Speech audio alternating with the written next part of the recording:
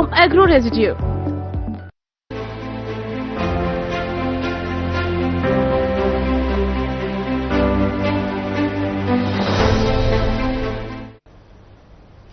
नमस्कार, स्वागत है आपका और मैं हूं आपके साथ सपना दीपक मद्देशिया। बुलेटिन का आगाज करेंगे। दिल्ली की मुख्यमंत्री रेखा गुप्ता ने जानकारी साझा करते हुए कहा कि जन सुनवाई कार्यालय में नागरिकों की समस्याएं सीधे सुनकर उनके तत्काल समाधान के लिए अधिकारियों को आवश्यक निर्देश दिए गए हैं। जनता की सहभागिता, उनकी बातें और भावनाएं शासन की दिशा और दृष्टि को वास्तविकता से जोड़ने का कार्य करती है। ये संवाद हमें नीतियों को जमीनी जरूरतों के अनुरूप बनाने के सक्षम बनाता है, जिससे शासन अधिक पारदर्शी, उत्तरदायी और जन केंद्रित बन सके। आपको ये पूर्ण विश्वास दिलाती हूं कि आपकी हर चिंता सुनी जाएगी और हर मुद्दे पर ठोस और समयबद्ध कार्रवाई की जाएगी। दिल्ली की सरकार दिल्ली की जनता के साथ, दिल्ली की जनता के लिए प्रतिबद्ध है।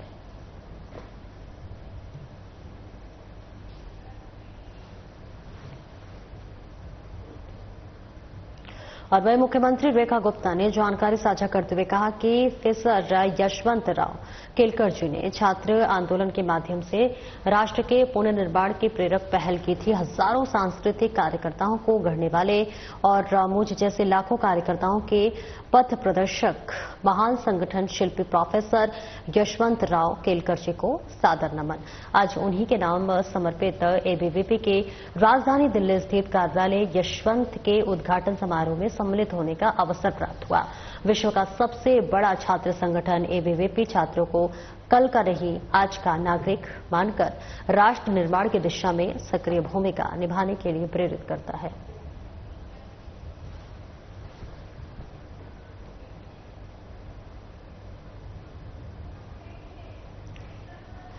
और इस तस्वीरें आपको दिखा रहे हैं जहां पर मुख्यमंत्री रेखा का जो है यशवंत राव केलकर को नमन करती हुई नजर आई। और इसी के साथ साथ उन्होंने कहा कि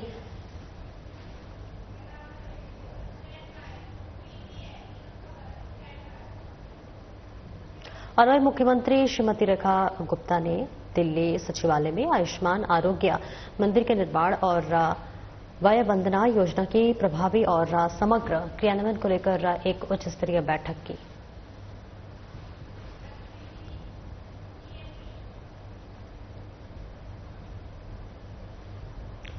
दिल्ली की मुख्यमंत्री रेखा गुप्ता ने पहलगाम में हुए आतंकवादी हमले की निंदा की है।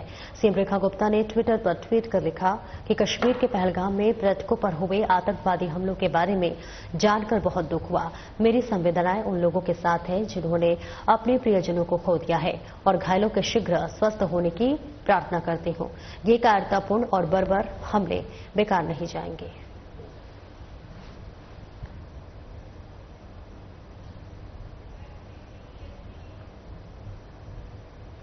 दिल्ली सरकार के कैबिनेट मंत्री प्रवेश साहिब वर्मा ने पहलगाम में हुए आतंकी हमले पर संवेदना प्रकट की है। उन्होंने ट्विटर पर ट्वीट कर पोस्ट किया कि जम्मू कश्मीर के पहलगाम में निर्दोष पर्यटकों पर हुए आतंकवादी हमले से मन बेहद आहत है।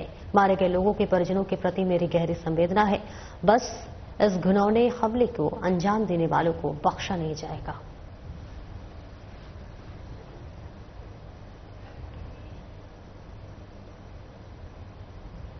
कैबिनेट मंत्री रविंद्र सिंह इंद्राज ने सोशल मीडिया ट्विटर पर लिखा कि जम्मू कश्मीर के पहलगाम में हुआ कायराना आतंकी हमला अमानवीयता की पराकाष्ठा है। इस दुखद घटना ने हर देशवासी का मन व्यथित कर दिया है। ईश्वर से प्रार्थना है कि दिवंगत पुण्यात्माओं को अपने श्री चरणों में स्थान एवं शोकाकुल परिवारों के अपार शोक के इस घड़ी में संबल प्रदान करें। ओम शांति।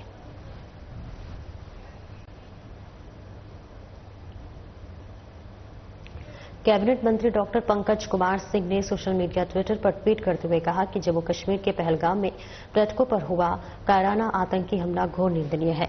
इस कायराना और अमानवीय कृत्य में कई निर्दोष लोगों की जान गई है। मैं सभी दिवंगतों की पुण्यात्माओं को श्रद्धांजलि अर्पित करता हूं। इस घृणित कृत्य में अपने प्रियजनों को खोने वाले सभी शोकाकुल परिवारों के प्रति मेरी गहरी संवेदना है। भगवान से प्रार्थना है कि हमले में सभी घायलों को शीघ्र स्वास्थ्य लाभ प्रदान करे। आतंकवाद के खिलाफ हमारा देश एकजुट है।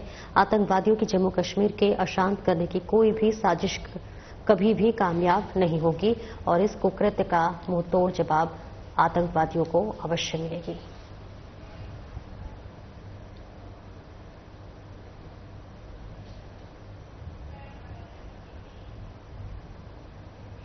और वहीं दिल्ली के कैबिनेट मंत्री सरदार मनजिंदर सिंह ने कहा है कि पहलगाम में निर्दोष पर्यटकों पर हुए बर्बर आतंकी हमले में हम पूरी तरह स्तब्ध हो और क्षुब्ध हैं। पाकिस्तान समर्थित आतंकवादियों द्वारा की गई ऐसी कायरतापूर्ण हरकतें से हमारी हिम्मत नहीं तोड़ पाएंगे और न ही कश्मीर से शांति को बाधित कर पाएंगे। हमारे सुरक्षा बल अपराधियों का निर्णायक जवाब देंगे। भारत कभी भी आतंक के आगे झुकेगा नहीं, न्याय की जीत जरूर होगा।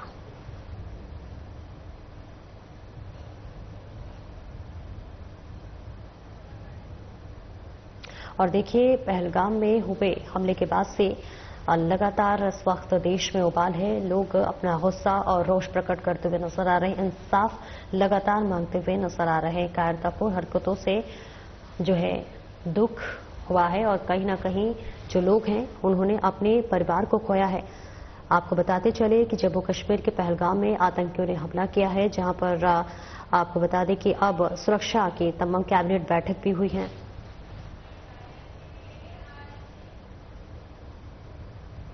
और भाजपा के सहयोगी रविंद्र सिंह ने सभी प्रदेशवासियों को विश्व पुस्तक दिवस की हार्दिक शुभकामनाएं दी हैं और कहा है कि पुस्तकें न केवल हमारे ज्ञान का विस्तार करती हैं बल्कि हमारी कल्पना शक्ति को भी प्रोत्साहित करती हैं।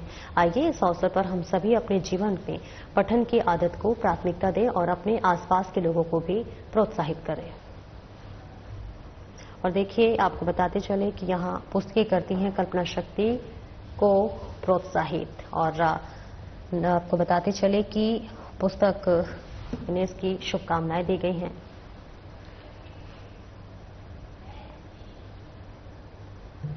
कैबिनेट मंत्री रविंद्र सिंह इंद्राज ने जानकारी साझा करते हुए कहा है कि दिल्ली सचिवालय में समाज कल्याण विभाग के अधिकारियों के साथ महत्वपूर्ण बैठक ली गई है। जन कल्याण से जुड़ी योजनाओं की प्रगति की समीक्षा की गई है और आगामी कार्य योजनाओं पर विस्तृत चर्चा की गई है। जरूरतमंदों तक सहायता पहुंचे और समाज के हर वर्ग को सम्मान और सेवाएं उपलब्ध करवाने के लिए अधिकारियों को निर्देश दिए गए हैं।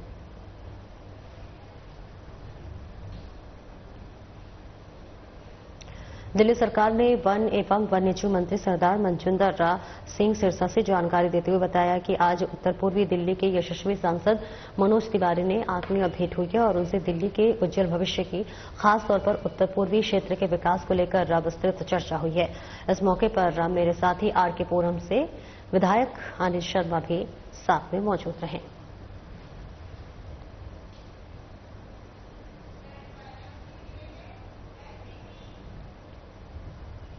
दिल्ली सरकार के कैबिनेट मंत्री प्रवेश साहिब वर्मा ने दिल्ली सचिवालय में सभी एसटीपी प्लांट मैनेजर्स के साथ बैठक की है।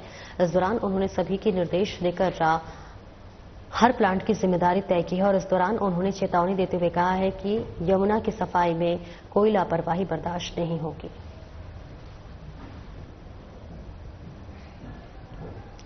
और देखिए, यमुना को सफाई को लेकर सख्त निर्देश दिया गया है, जहां पर यमुना की सफाई को लेकर कोई भी कोताही बर्दाश्त न करने की बात की गई है। सभी मैनेजरों को प्लांट की जिम्मेदारी भी दी गई है। यमुना की सफाई में लापरवाही बिल्कुल भी बर्दाश्त नहीं की जाएगी, जिसके लिए देखिए महत्वपूर्ण बैठक की गई है और इसमें तमाम दिशा निर्देश दिया गया है। यमुना की सफाई को लेकर भी निर्देश दिया गया है। मंत्री प्रवेश वर्मा ने एसडीपी को खास निर्देश दिया है।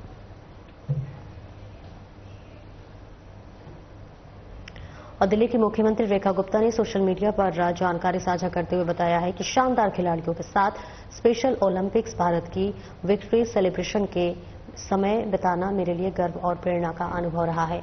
आप सभी ने जिस जुनून, साहस और समर्पण से देश का नाम रोशन किया है, वह हम सब के लिए मिसाल है। आपकी मुस्कान ही हमारी सबसे बड़ी जीत है। इस प्रेरणादायक कार्य के लिए स्पेशल ओलंपिक भारत की चेयरपर्सन मल्लिका नड्डा और उनकी टीम को हार्दिक शुभकामनाएं।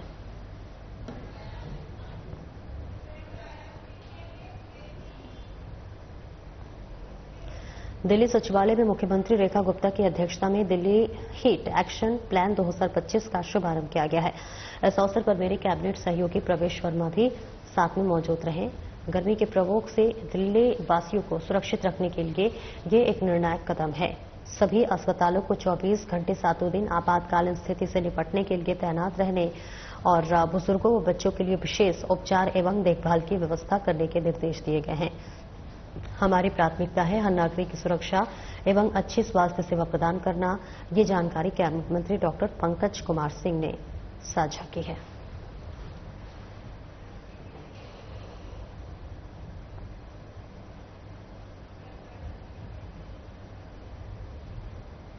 और दिल्ली की मुख्यमंत्री रेखा गुप्ता ने सिविल सेवा दिवस के अवसर पर सभी प्रशासनिक अधिकारियों को शुभकामनाएं दी है। सीएम रेखा गुप्ता ने कहा है कि सभी के समर्पण, सेवा भावना और कुशल नेतृत्व से ही शासन तंत्र सुदृढ़ होता है और देश निरंतर प्रगति के पथ पर अग्रसर होता है। दिल्ली सरकार आपके सहयोग और प्रतिबद्धता के साथ विकसित भारत, विकसित दिल्ली के संकल्प को साकार करने के लिए निरंतर प्रयासरत रहेगी।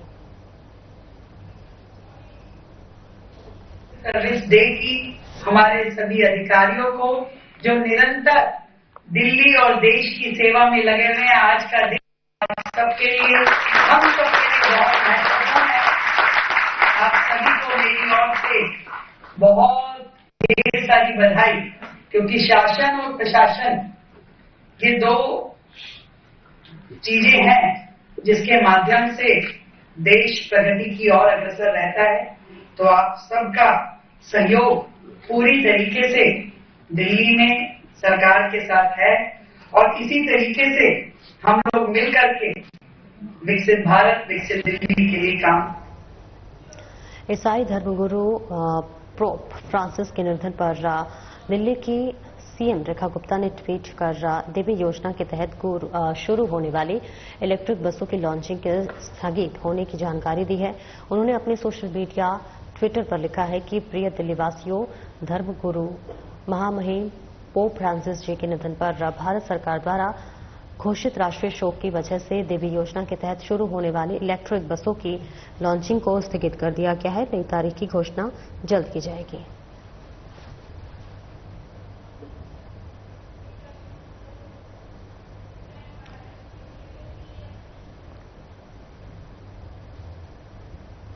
और दिल्ली के कैबिनेट मंत्री प्रवेश साहिब सिंह ने विश्व पृथ्वी दिवस के सभी देशवासियों को शुभकामनाएं दी हैं। उन्होंने सोशल मीडिया पर संदेश जारी करते हुए लिखा है कि आइए हम इस अवसर पर पृथ्वी को स्वच्छ, सुंदर, हरा भरा और प्रदूषण मुक्त रखने के लिए अधिक से अधिक वृक्षारोपण कर धरती को सेहतमंद बनाने का संकल्प लें।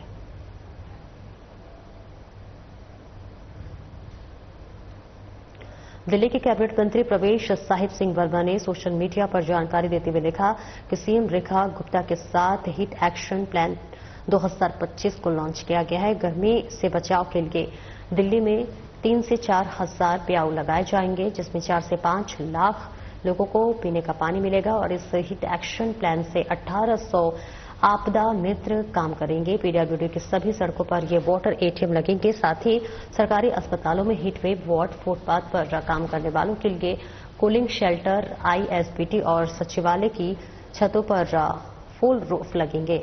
गर्मी के खिलाफ हमारी सरकार तैयार है।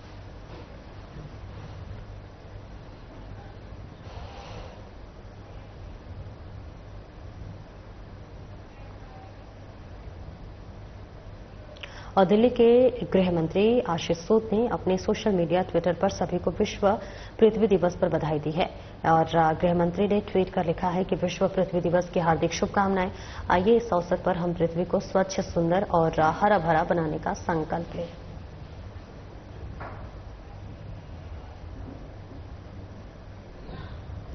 विश्व पृथ्वी दिवस पर दिल्ली के कैबिनेट मंत्री सरकार मनजिंदर सिंह सिरसा ने कहा है कि धरती मां ने हमें प्यार और देखभाल से पाला है।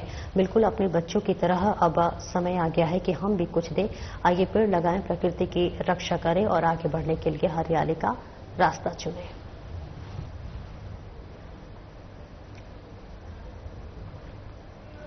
रविंद्र सिंह हर पौधा एक नया जीवन पृथ्वी दिवस के अवसर पर आज दिल्ली स्थित निवास पर जनता दर्शन में पहुंचे।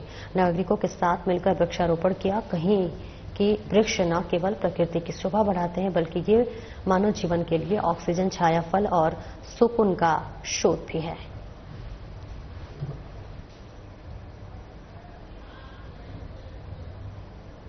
कैबिनेट मंत्री रविंद्र सिंह ने नई दिल्ली स्थित सचिवालय में सहकारिता विभाग के अधिकारियों की बैठक ली। इस अवसर पर विभाग से जुड़ी योजनाओं, वर्तमान प्रगति और भविष्य की दिशा पर विस्तृत चर्चा की गई।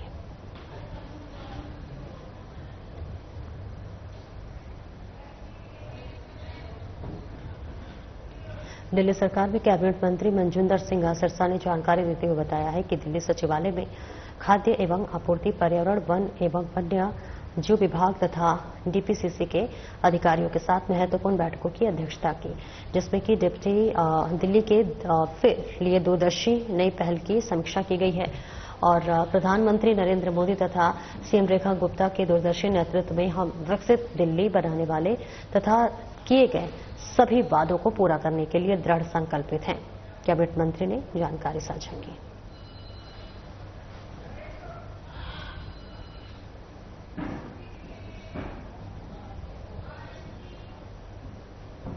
और दिल्ली के बटपटगंज से विधायक रविंद्र सिंह नेगी ने वन नेशन वन इलेक्शन को लेकर कहा है कि केवल एक विचार नहीं बल्कि समय की पुकार है कि न केवल प्रशासनिक स्थिरता को मजबूत करेगा बल्कि नीति निर्माण और विकास कार्यों को भी निर्बाध गति देगा।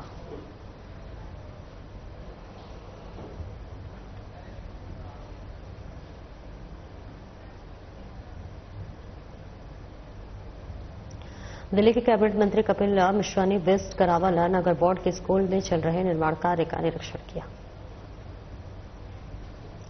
देखिए, मंत्री कपिल मिश्रा यहां पर निरीक्षण करते हुए नजर आ रहे हैं, जायजा लेते हुए नजर आ रहे हैं। स्कूल में किस तरह से व्यवस्थाएं की जा रही हैं, किस तरह से विभाग चल रहा है, सबका जायजा लेते हुए मंत्री कपिल मिश्रा नजर आ रहे हैं। निर्माण कार्यों का भी देखिए यहां पर जायजा लेते हुए मंत्री कपिल मिश्रा नजर आए। अपने तमाम जो है सहयोगियों के साथ पहुंचे हुए थे मंत्री कपिल मिश्रा, जिन्होंने इनका महत्वपूर्ण दौरा बताया जा रहा है। निर्माण कार्यों का जायजा निरीक्षण करते हुए मंत्री कपिल मिश्रा नजर आ रहे हैं। दिल्ली बीजेपी सांसद बासुरी स्वराज ने कहा है कि यह पहली बार हुआ है कि लोकतंत्र के चौथे स्तंभ यानी कि मीडिया को लेकर भी भ्रष्टाचार हुआ है और हाल ही में ईडी ने जो चार्जशीट दायर की गई है वे बहुत ही गंभीर उदाहरण जाहिर करती है, जहां पर कांग्रेस की एक पुरानी विचारधारा उभरकर सामने आती है और ये बहुत गंभीर मामला है। 2000 करोड़ रुपए की संपत्ति को मात्र 50 लाख रुपए में यंग इंडिया लिमिटेड कंपनी ने हड़प लिया है। यह यंग इंडिया लिमिटेड कंपनी का स्वामित्व 76% गांधी परिवार के पास है और इसलिए आज के दिन कांग्रेस पार्टी की ओर कांग्रेस के शीर्ष नेतृत्व की जवाबदेही बनती है।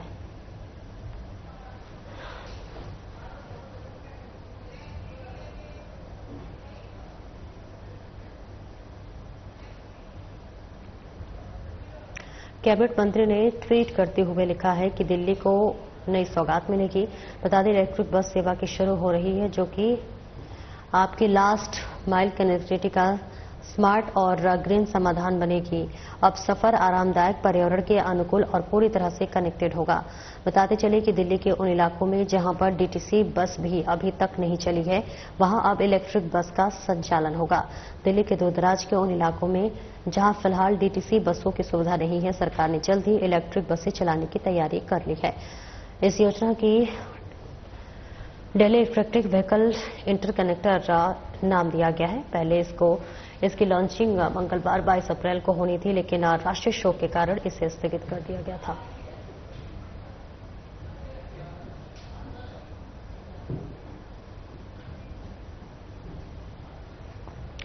आईजीआई एयरपोर्ट टर्मिनल 3 से बैंकॉक जा रहे भारतीय यात्रियों को कस्टम अधिकारियों ने विदेशी करेंसी की तस्करी के मामले में गिरफ्तार किया है और इसके पास से $96,000 विदेशी करेंसी बरामद की गई है।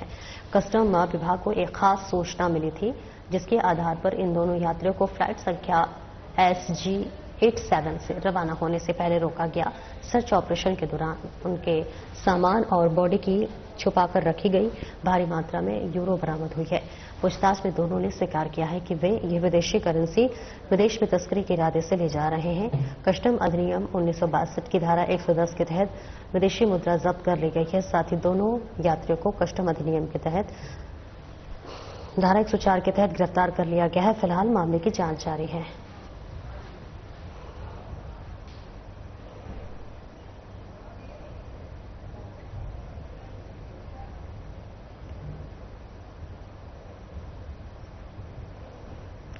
दिल्ली पुलिस की क्राइम ब्रांच ने गोगी गैंग के 3 बदमाशों को गिरफ्तार किया है। पुलिस ने इनके कब्जे से हथियार भी बरामद किया है। पुलिस के मुताबिक तीनों बदमाश दिल्ली में किसी बड़ी वारदात को अंजाम देने की फिराक में थे। ऐसे में पुलिस ने इनके पास से एक सेमी ऑटोमेटेड पिस्तौल, 2 देसी कट्टे, 5 जिंदा कारतूस और बाइक बरामद की है। क्राइम ब्रांच की आरके पूरम टीम ने तीनों को ट्रैप लगाकर दबोचा। पूछताछ में खुलासा हुआ है कि तीनों बदमाशों ने गुरुग्राम में जनवरी 2025 में हुई करीब 6 लाख रुपए की लूट में भी वांटेड हैं। साथ ही पूछताछ में ये पता चला है कि ये मोहित बदहानी और मोंटी मॉन जैसी गैंग के अन्य सक्रिय बदमाशों से जुड़े हुए हैं।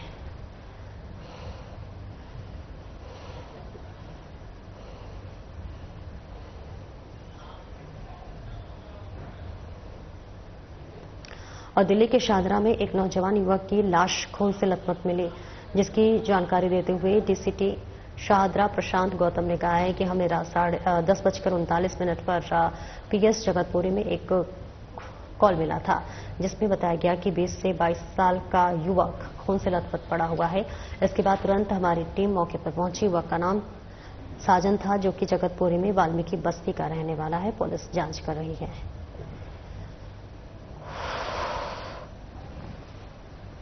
पीएस जगतपुरी के अंदर इसमें कॉल में यह था कि एक 20 साल का लड़का खून में लथपथ पड़ा हुआ। हमारी टीम आई इमीडिएटली और देखा, मौके पर पहुंची तो हमको पता चला कि 20-22 साल का लड़का है, जिसका नाम साजन है, जो यहीं का रहने वाला है, इस जगह का जगतपुरी का रहने वाला है और ये की बस्ती है उसका रहने वाला है।